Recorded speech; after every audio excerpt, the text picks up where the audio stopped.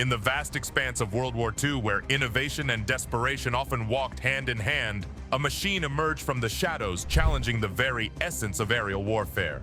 This is a mystery from the annals of history, the Blohm Voss BV 155.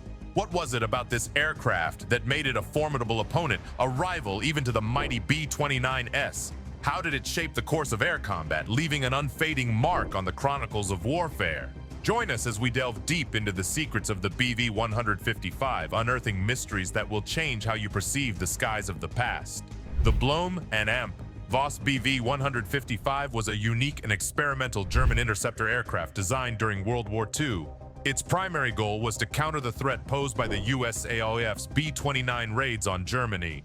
This aircraft featured an extreme design, including a massive 20-meter wingspan, which allowed its Daimler-Benz DB603 engine to produce an astonishing 1,400 horsepower at altitudes as high as 15 kilometers.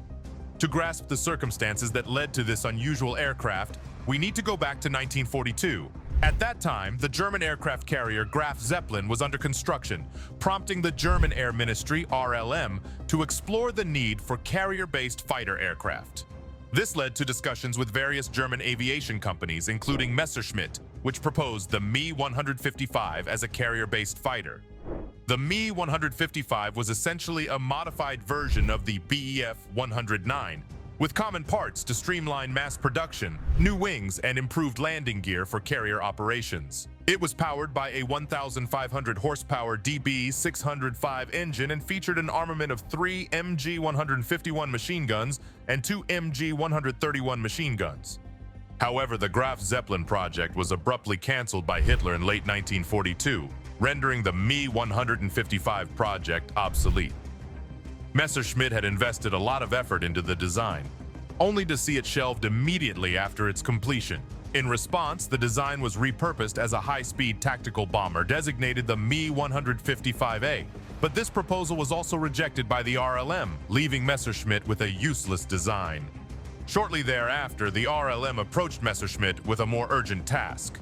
By the end of 1942, the Boeing B-29, a technologically advanced high-altitude bomber, had made its debut. News of this new threat sent shockwaves through the Luftwaffe's leadership. They needed a countermeasure, and they needed it quickly. They didn't know when the B-29 would become operational in Europe, but they recognized the urgency. Messerschmitt was tasked with developing a high-altitude bomber interceptor capable of outmatching the B-29 in terms of speed, altitude, and firepower. Facing this urgent challenge, Messerschmitt engineers revisited the Me-155 concept. Given the tight timeline, it was not feasible to design a new aircraft from scratch. Instead, they decided to modify the Me-155, which was essentially a modified Bf-109G. The changes included a significant increase in wingspan to 13 meters, the addition of a pressurized cabin, and an elongated engine nacelle to accommodate the DB628 engine. The DB628 was based on the DB605 but featured a two-stage supercharger and an intercooler, providing enhanced performance capabilities. The Me-155B, after a successful maiden flight, faced setbacks due to the unavailability of its designated engine, the DB628. The RLM ordered a shift to the DB603 engine with a TKL-15 turbo supercharger. But as development progressed, disagreements arose between Messerschmitt and Blohm Voss, leading to a transfer of control to the latter. Under Blohm Voss's supervision, the aircraft underwent extensive redesign, becoming the BV-155V1. However, constant Allied bombing delayed production significantly. By September 1944, when the BV-155V1 finally took flight, the war was already nearing its end. Despite its fascinating technology, the aircraft suffered from issues, including inadequate cooling for its engine.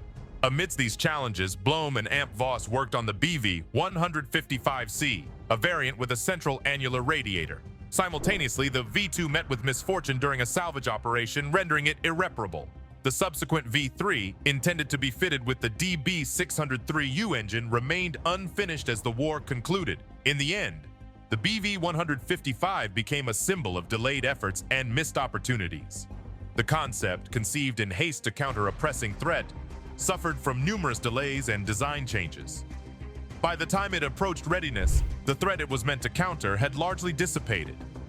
The BV-155, with its experimental and bizarre design, reflected the challenges faced by late-war German aviation technology. Ultimately, like many German aircraft developed in the final years of the war, it arrived too late to make a significant impact, illustrating the tragic fate shared by these innovations from 1944 and 1945.